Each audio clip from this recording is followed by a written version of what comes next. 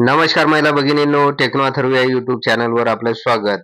महिला भगिनींनो, अंगणवाडी सेविका व मदतनीस यांच्या मानधनाबाबतचा जी आर आलेला आहे आणि आता मानधन मिळण्याचा मार्ग मोकळा झालेला आहे. तर हा जी आर जो आहे तो आजच आलेला आहे. 29 नोव्हेंबर 2024 ला पब्लिश करण्यात आलेला आहे आणि या जी आर मध्ये नेमकं काय म्हटलेलं आहे तर याची संपूर्ण माहिती आपण या व्हिडिओमध्ये बघणार आहोत. त्यामुळे व्हिडिओ अतिशय महत्त्वाचा आहे, तो पूर्ण बघा, तरच आपल्याला कळेल की नेमकं कोणत्या महिन्याचं मानधन आपल्याला मिळणार आहे.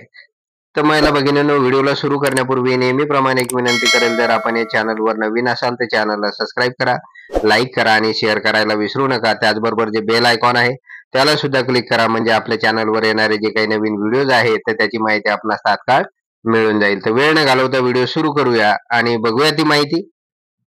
आणि बघा महिला भगिनींनो, की अंगणवाडी सेविका व अंगणवाडी मदतनीस यांचे मानधन व प्रोत्साहन भत्ता अदा करण्यासंदर्भातील निधी वितरित करण्याबाबतचा महत्वाचा जी आर आलेला आहे आणि हा जी आर महिला व बालविकास विभागाने काढलेला आहे. आणि या ठिकाणी आपल्याला दिसून येईल की 29 नोव्हेंबर 2024 म्हणजे नुकताच हा जी आर पब्लिश झालेला आहे वेबसाईटवर आणि आजच हा जी आर काढण्यात आलेला आहे महिला व बालविकास विभागाच्या वतीनं. तर या जी आर मध्ये नेमकं काय दिलेलं आहे तर याची सविस्तर माहिती आपण पुढे बघूया. पूर्ण जी आर आपण बघणार नाही, जे महत्वाचे पॉइंट्स आहेत तेच आपण या ठिकाणी कव्हर करणार आहोत.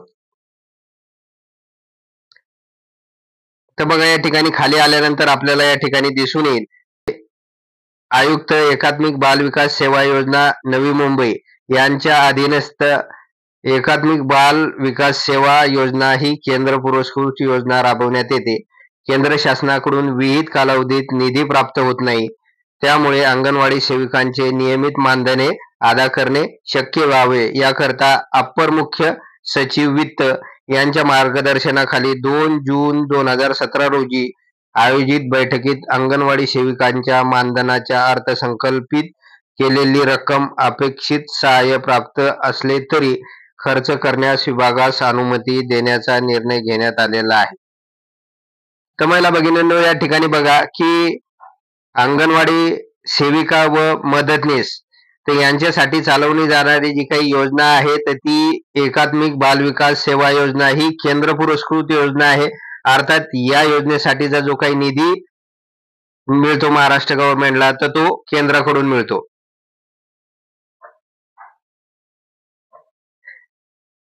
परंतु केंद्र शासनाकडून विहित कालावधीमध्ये हा निधी मिळत नाही. त्यामुळे काय होते की अंगणवाडी सेविका आणि अंगणवाडी मदतनीस यांचं जे काही वेतन आहे, यांचा जो काही पगार आहे तर तो वेळेत देणं महाराष्ट्र गव्हर्नमेंटला शक्य होत नाही. आणि त्याचाच परिणाम म्हणजे की दरवेळेस अंगणवाडी सेविका आणि अंगणवाडी मदतनीस यांचं मानधन राहून जाते.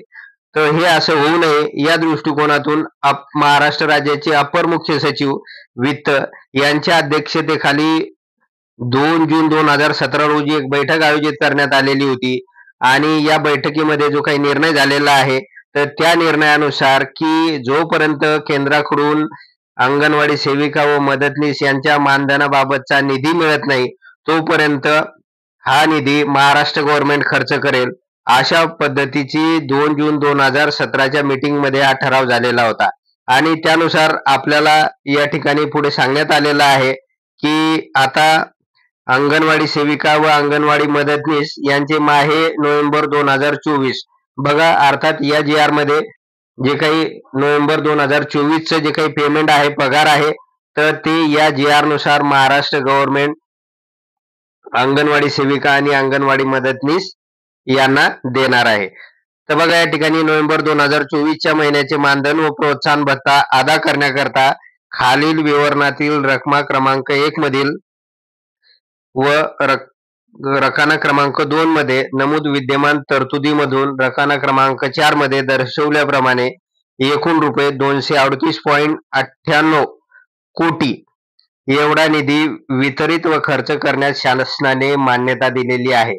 तर बघा या महिला भगिनींनो, या ठिकाणी आपल्याला दिसून येईल की आपलं जे काही नोव्हेंबरचा जो काही पगार आहे तर तो पगार वितरित करण्यासंदर्भात महाराष्ट्र शासनाने हा निर्णय घेतलेला आहे. म्हणजे केंद्राकडून या संदर्भातला निधी यायचा आहे, परंतु महाराष्ट्र गव्हर्नमेंटने अशा प्रकारचा निर्णय घेतलेला आहे. आणि त्याचा GR आलेला आहे आणि पुढे बघूया आपण की वितरण कोणामार्फत होणार आहे. अंगणवाडी सेविका अतिरिक्त राज्य हिस्सा 100% 02 मजुरी.